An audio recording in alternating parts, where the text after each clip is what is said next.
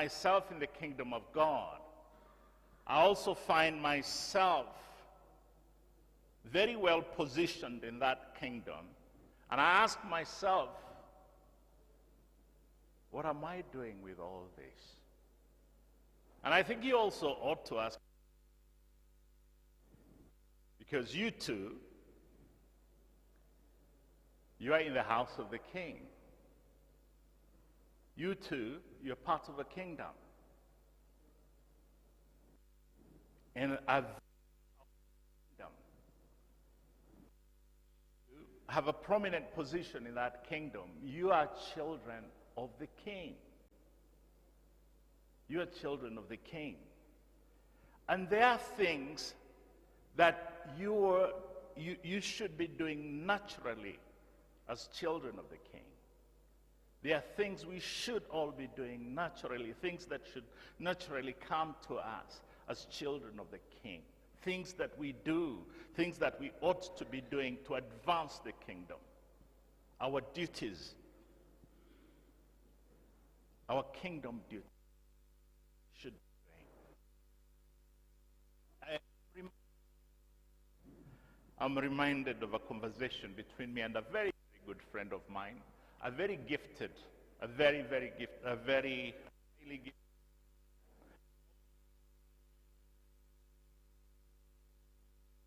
Serve the Lord. I was convincing him actually to become a Christian and serve the Lord. And this doesn't go to church. He's a very good man. He's a very kind man. He's a very loving man. And I was convincing him to start going to church, to use his gifting for the kingdom of God. And I was telling him there are people out there that you need to serve, who need you, who need your talent, who need all this that you know. He's a very humorous guy, and he looked at me and he was like, you know, I would love to be a Christian, and with who I am. And I feel something pushing me to use my thing, to serve others and to share what I have with others. And I said, so why are you not doing that? And he said, you know, there's some things I cannot do. You guys have very strict rules. And I was like, which ones? And he told me, you know, there is one that I don't really think I can manage. And I said, which one? He said, one like love your neighbor. I said, how hard is that? I said, how hard could that be?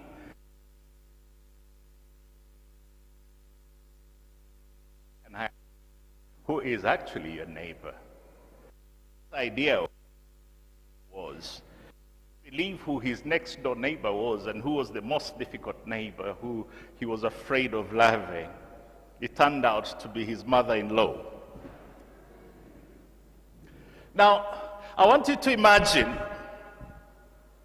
you have a brand new flashlight, or we call it a torch as well, a top of the line, one that you get as a gift, and somebody brings you a box.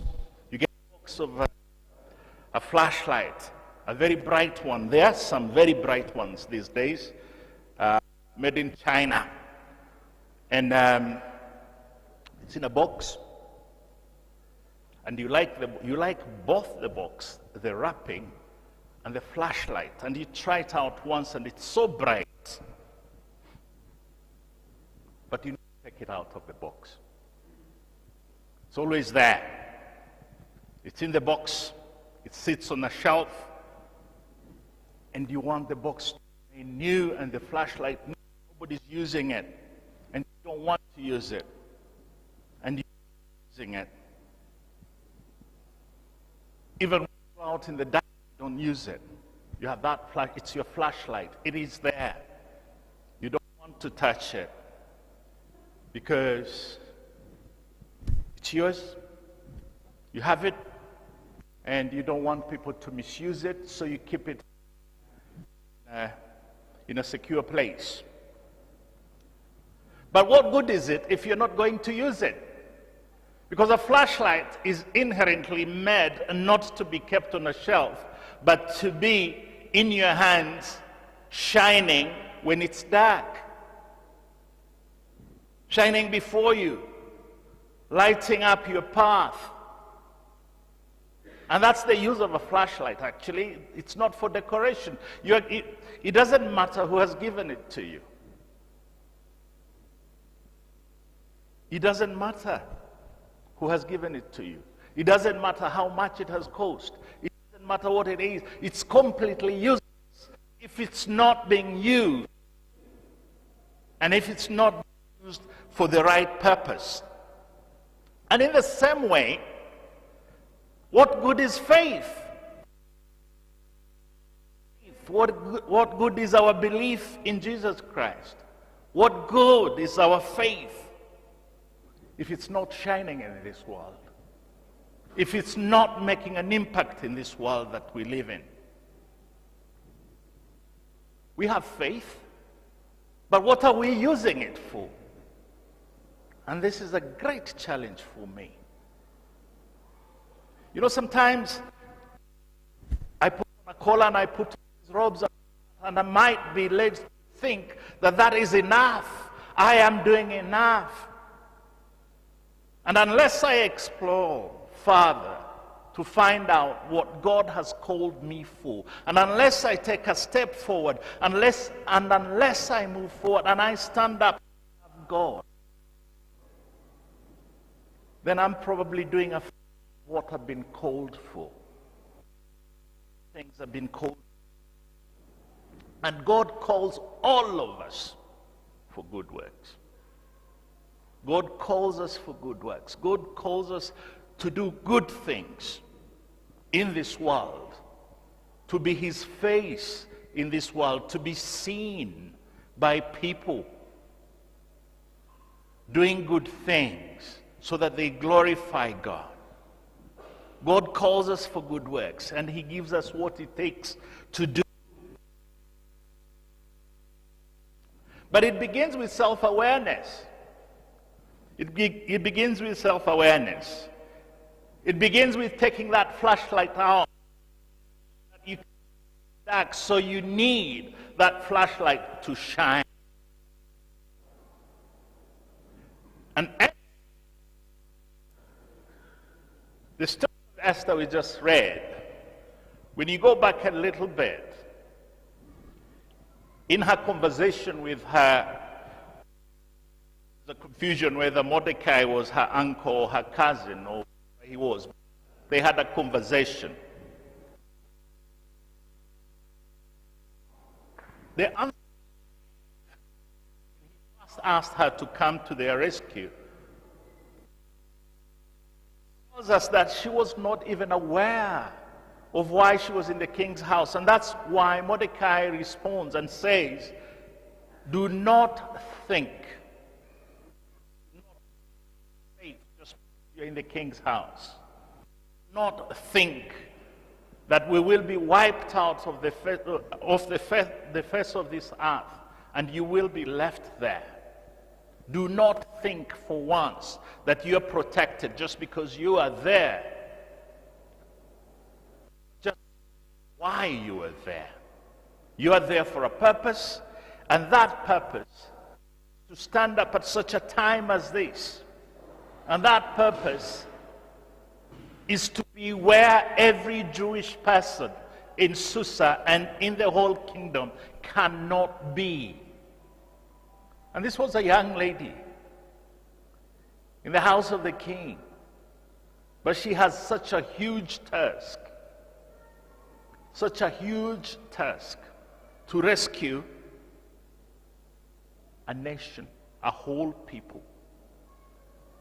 She's young. But you know what? She becomes aware because Mordecai sends a message to her and tells her this is the purpose. This is why you are there. She becomes aware of her identity, of who she is. Of who she is. And she begins now to work her way through her calling. She begins by fasting. She gives up one of the most important things. She gives up food for 3 days and she prays. But she doesn't pray alone. She calls, she sends a message back to Mordecai and says, I'm not going to pray alone. I'm going to fast. So ask the others to fast as well. Because this is not something that we can do alone. This is not something that I can do alone. Ask others to fast and pray too. I am in this place. I've been called in this place at such a time as this, but I am aware of who I am. I cannot do this alone.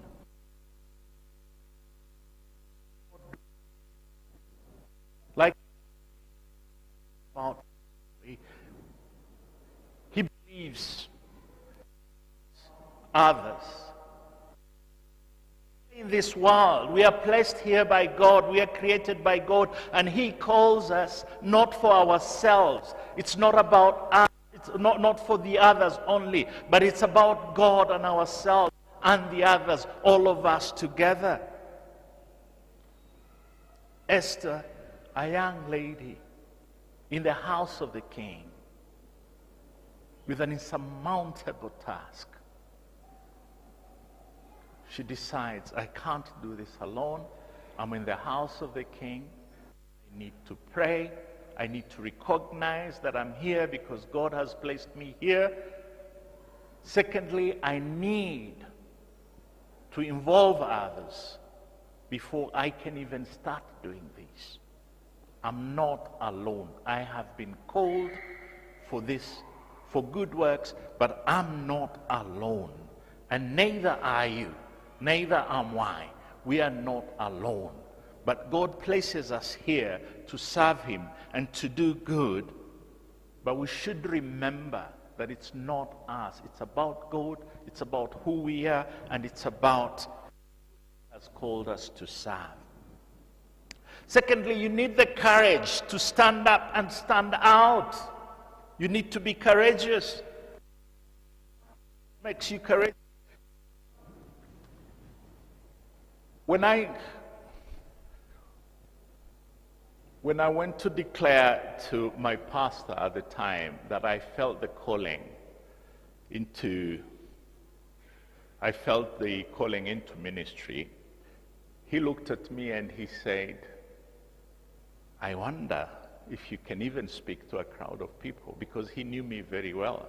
And he wondered actually whether I could speak to more than 5 people. And it was difficult, and it still is very difficult. I have, crowds terrify me. I stand before people and I feel so terrified and I begin to shake. And thank God for the robes, you can't see my legs. But do you know, it's not about me, it's not about what I hear. It is about God who enables me. It is about God who is working through me. Because He has a purpose. He put me here for a purpose. And the story of Esther specifically in this chapter that we just read, chapter 7, verse 1 to 10, she was placed in a position of influence, not because she was the most influential person. Look at a man and a woman in the same way that we look at them. He created both in His image, and He calls them both the same way. A young lady in a patriarchal society, in the king's house, part of many other wives, part of a harem of the king, but very influential. And when the time came, she did not hesitate to speak out, because she knew she'd come closer to God. She knew who she was. She knew what she needed to do, so she was not afraid to speak out. And when time came, she spoke out. She confronted the most powerful man in the kingdom. And she stood up for her people.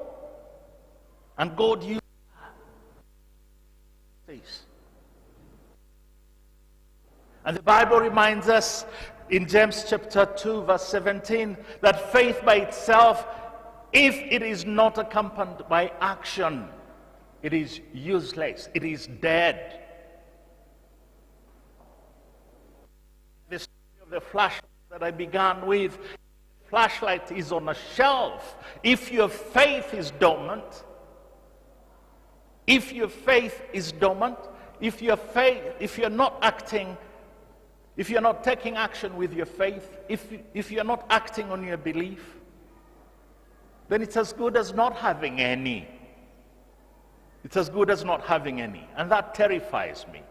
Because I do so much for what I believe, for my faith and all that. You know, sometimes I go hungry for a very long time, not because I don't have food, but because I'm fasting, because I believe. Not eat. Times I stay awake because I'm praying all night. I do all that. Things that I dislike because of my faith. Some of the things that I do that my faith now wipes out my faith when I do not act as a believer.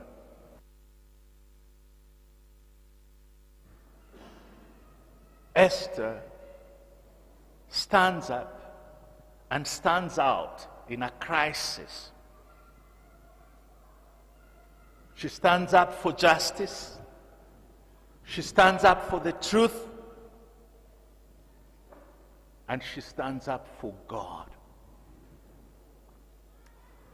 Thirdly, you know, the Bible tells us, be careful how you live.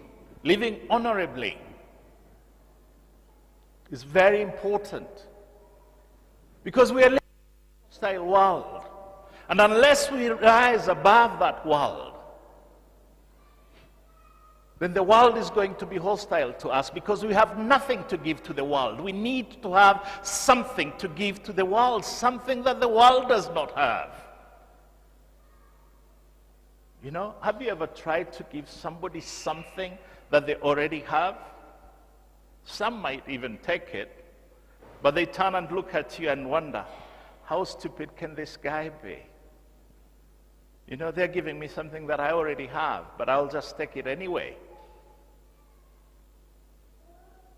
But when you have something that people do not have, they look up to you.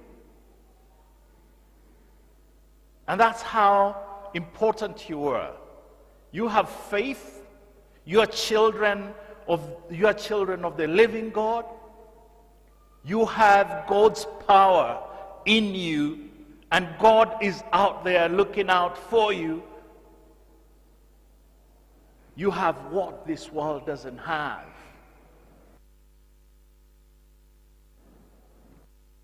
And you know, dear friends, I urge you, as foreigners and exiles, to abstain from sinful desires which wage war against your soul.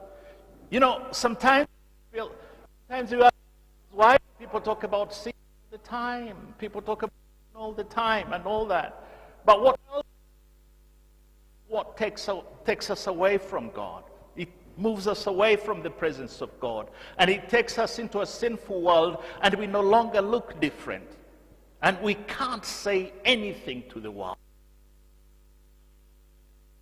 And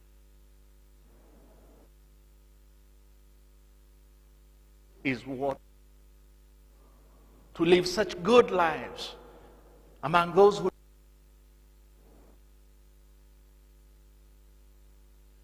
shines for Christ, to be a light.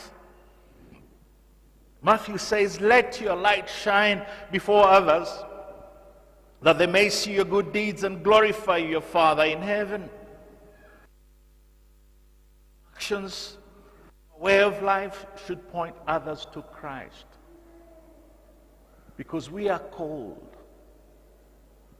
to be those who point the way out. the way to.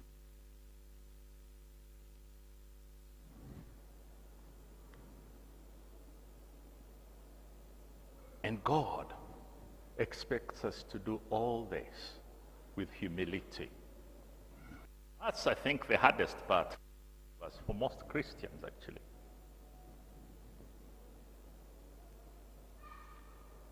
Because we do not have humility not to conform. But you need the humility not to conform. Not conforming.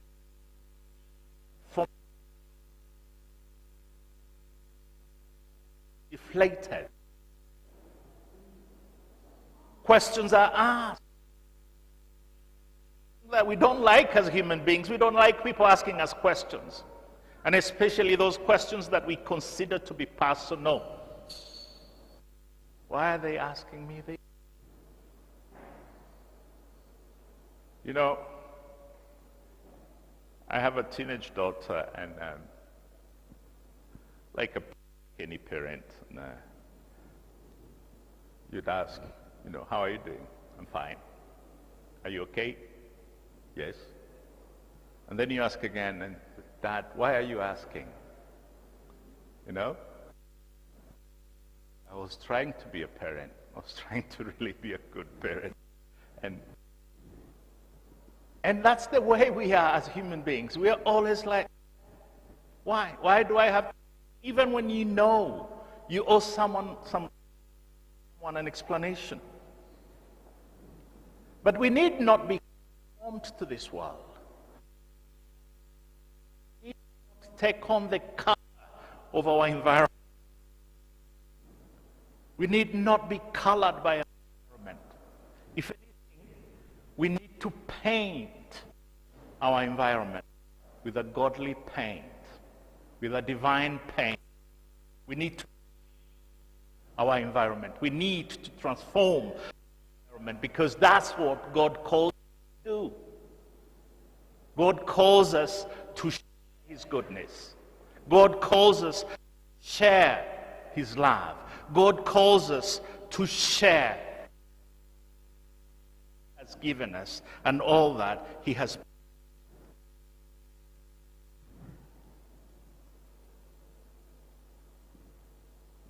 And I think one of the greatest things that we need, it's not just knowing that we've been called by God for good works, but it's also, you know, and I wrote this down, I remembered when I was in high school, after my high school, a long time ago, I was talking to young people yesterday and I was telling them about my high school, which was more than 40 years ago. And I was telling them about my high school, and I was reminded of this man when we were, you know, teenage boys, and we thought, you know, like everybody else, we just finished our final exams. We want to go to a pub and feel like men. So we went and sat down. Some of us had never drank a beer, one, because it was expensive, two, because we grew up not knowing that no more people drink beer. We sat up on a table, and it was 4 of us, some young boys, and we looked young indeed. We just finished our high school exam. And there comes a man, and he comes and sits in front of us, and he looks at my friend, one of my friends that we were with. I wasn't brave at the time to take a beer, so I was having a Coca-Cola, having a beer. And this man sits on the table and looks at him in the face and tells him, I still remember that man's name. Both his names, actually, because he mentioned them. He looked, his first name was John. He looked at my friend, he asked him, what is your name? And my friend goes out and he says, my name is Fred. He says, Fred, do you feel that you are a man now? He said, yeah, I've just finished my exams. And he looked at him in the face and he told him, I am John, and I'm beyond human nonsense, so just get out now. And we stepped out of the pub, all of us. I don't know whether we paid the bills or not, but we walked out. And the moral of this story is this: We need that we need to call out.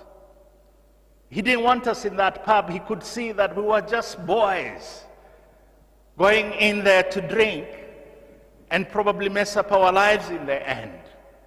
And he wasn't going to be indifferent in that world. So he came and sat there and told us that he was beyond human nonsense, that we should get out. I think he probably would have swallowed us. What he was telling us was, you need not take on this color here. Not yet there. You are not who you think you are. You are not men. You're just boys. That's what he was telling us. But you know, when we get to this world, the question we need to ask ourselves is, can people tell the difference? Can people tell the difference? And what differentiates us from the rest is what God has called us for and what we do and how we do it. And above all, why we do it. And it is for the glory of God. As I close, let us remember that the flashlight is not for the shelf. It needs to be in your hands at the right time, in the right place. Don't let your faith sit on the shelf unused. Take it out. Shine it bright. Your good works reflect the love of Christ to the world that desperately needs him. There's a world here that desperately needs Christ. They are waiting for you. There is someone out there who is waiting for you. And they're not waiting for you to put your hand. It's waiting for you to be a Christian to them. Waiting to see the face of God in your face. So this week, find out what is right. This week, stand up for what is right. Live honorably.